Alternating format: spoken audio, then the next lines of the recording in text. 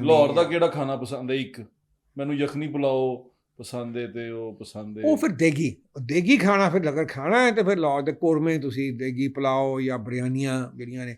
ਬਿਰਯਾਨੀ ਮੈਂ ਪਿੱਛੇ ਟਰਾਈ ਕੀਤੀ ਸੀ ਇੱਥੇ, ਜਿਹੜੀ ਦਿੱਲੀ ਦੀ ਬਿਰਯਾਨੀ। ਹਾਂ, ਕਿੱਥੇ? ਦਿੱਲੀ ਬਿਰਯਾਨੀ ਦਾ ਇੱਕ ਟੇਸਟ ਇੱਥੇ ਆਪਣਾ ਰਾਵੀ ਰੋਡ ਦੇ ਉੱਤੇ ਅੱਛਾ, ਇੱਕ ਮਸ਼ਹੂਰ ਇੱਕ ਨਾਈ ਹੈ, ਉਹਨੂੰ ਸਾਰੇ ਮੱਛਰ ਨਾਈ, ਉਹਦਾ ਨਾਂ ਹੀ ਮੱਛਰ ਨਾਈ। ਮੱਛਰ ਨਾਈ। ਹਾਂ, ਤੇ ਉਹ ਮੇਰੇ ਦੋਸਤ ਨੇ, ਬੜੇ ਮੇਰੇ ਕਲਾਸ ਫੈਲੋ ਐਚਐਸਐਨ ਦੇ, ਆਪਣਾ ਜਵੇਦ ਬਰਕਤ ਅਲੀ ਸਾਹਿਬ, ਉਰਦੂ ਸਪੀਕਿੰਗ ਨੇ, ਦਿੱਲੀੋਂ ਸਾਰੇ ਆਬਾਦ ਹੋਏ ਨੇ, ਸਾਰੇ ਅਨਾਰਕਲੀ ਹੀ ਆਬਾਦ ਹੋਏ ਸਪੀਕਿੰਗ ਨੇ, ਇਸ ਤਰ੍ਹਾਂ ਹੀ ਇਹ ਸਾਰਾ ਅਨਾਰਕਲੀ। ਪਿਛਲੀਆਂ ਗਲੀਆਂ ਜਾਓ ਨਾ, ਤੁਹਾਨੂੰ ਟੇਸਟੀ ਕਬਾਬਾਂ ਦਾ, ਨਿਹਾਰੀਆਂ ਦਾ, ਸਾਰੀਆਂ ਉੱਥੇ ਸਾਰਾ ਕੁਝ। ਅਨਾਰਕਲੀ ਤੇ ਕਪੂਰਥਲਾ ਹਾਊਸ, ਉਹ ਸਾਰੇ ਇੱਥੇ। ਵਾਰਿਸ ਨਿਹਾਰੀ, ਵਾਰਿਸ ਨਿਹਾਰੀ।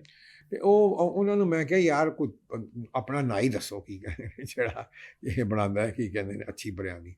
ਤੇ ਉਹਨਾਂ ਨੇ ਇਹਦਾ ਦੱਸਿਆ ਕਿ ਕਦੀ ਵੀ ਉਹ ਬੰਦਾ ਖਾਸ ਕੋਰਮਾ ਜਿਹੜਾ ਦਿੱਲੀ ਦਾ ਉਹ ਬਣਵਾਉਣਾ ਹੋਏ, ਜਾਂ ਉਹ ਫਿਰ ਮੈਂ ਉਹਨਾਂ ਕੋਲ ਇੱਕ ਵਾਰੀ ਬਣਵਾਇਆ ਸੀ। ਬਹੁਤ ਇਤਨੀ ਸਫਾਈ ਨਾਲ ਗੋਸ਼ਤ ਦੀ ਇੱਕ ਬੋਟੀ ਜਿਹੜੀ ਸੀ ਨਾ, ਮੈਂ ਕਹਿੰਦਾ ਮਜ਼ਾਲ ਕਿ ਕੋਈ ਥੋੜ੍ਹੀ ਜਿਹੀ, ਜਿਸ ਤਰ੍ਹਾਂ ਕਸ਼ਮੀਰੀ ਖਾਣਾ ਹੁੰਦਾ ਨਾ, ਉਹਦੇ ਵਿੱਚ ਇੱਕ ਜਿਹੜੀ ਜਿਸਲੇ ਤੁਹਾਨੂੰ ਉਹਨੂੰ ਬਣਾਉਂਦੇ ਨੇ ਗੁਸ਼ਤਾਬੇ, ਤੇ ਸਾਰਾ ਕੋਈ ਇੱਕ ਨਾੜ ਨਹੀਂ ਰਹਿੰਦੀ ਉਹਦੇ ਵਿੱਚ। ਇੱਕ ਵਾਲ ਜਿਹੜਾ ਹੈ ਨਾ, ਕੀ ਕਹਿੰਦੇ ਨੇ ਚਰਬੀ ਦਾ, ਉਹ ਅਲੱਗਾ ਕਰਦੇ ਨੇ, ਉਹ ਅਲੱਗਾ ਕਰਕੇ ਕੱਢ ਕੇ ਤੇ ਬਿਲਕੁਲ ਪਿਓਰ ਉਹਨੂੰ ਕੱਢਦੇ ਨੇ।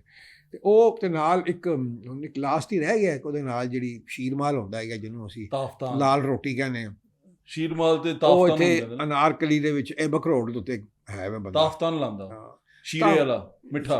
ਜ਼ਰਾ ਦੁੱਧ ਹੁੰਦਾ, ਜ਼ਰਾ ਮਿੱਠਾ ਹੁੰਦਾ, ਬਿਲਕੁਲ ਮਿੱਠਾ ਵੀ ਨਹੀਂ ਹੁੰਦਾ, ਲੇਕਿਨ ਉਹ ਜਿਹੜਾ ਦਿੱਲੀ ਵਾਲਾ ਕੋਰਮਾ ਹੁੰਦਾ ਹੈ ਨਾ, ਉਹਦੇ ਨਾਲ ਇਹੋ ਹੀ ਕੀ ਕਹਿੰਦੇ ਨੇ ਇਸਤੇਮਾਲ ਹੁੰਦਾ ਹੈ, ਕੀ ਕਹਿੰਦੇ ਨੇ ਤਾਫਤਾਨ ਖਾਓ, ਜਾਂ ਤਾਫਤਾਨ ਜਾਂ ਸ਼ੀਰਮਾਲ ਹੁੰਦਾ। ਸ਼ੀਰਮਾਲ, ਰੋਟੀ ਉਹਨੂੰ ਸ਼ੀਰਮਾਲ ਹੀ ਕਹਿੰਦੇ ਨੇ, ਸ਼ੀਰਮਾਲ। ਔਰ ਲਾਲ ਰੋਟੀ ਵੀ ਕਹਿੰਦੇ ਨੇ ਉਹਨੂੰ। ਲਾਲ ਰੋਟੀ ਵੱਡੀ ਹੁੰਦੀ ਥੋੜੀ, ਨਹੀਂ ਐਡੀ ਹੁੰਦੀ ਹੈ, ਅੱਛੀ ਹੈਵੀ ਹੁੰਦੀ ਹੈ, ਦੁੱਧ ਦੇ ਵਿੱਚ ਗੁੰਨੀ ਹੁੰਦੀ ਹੈ।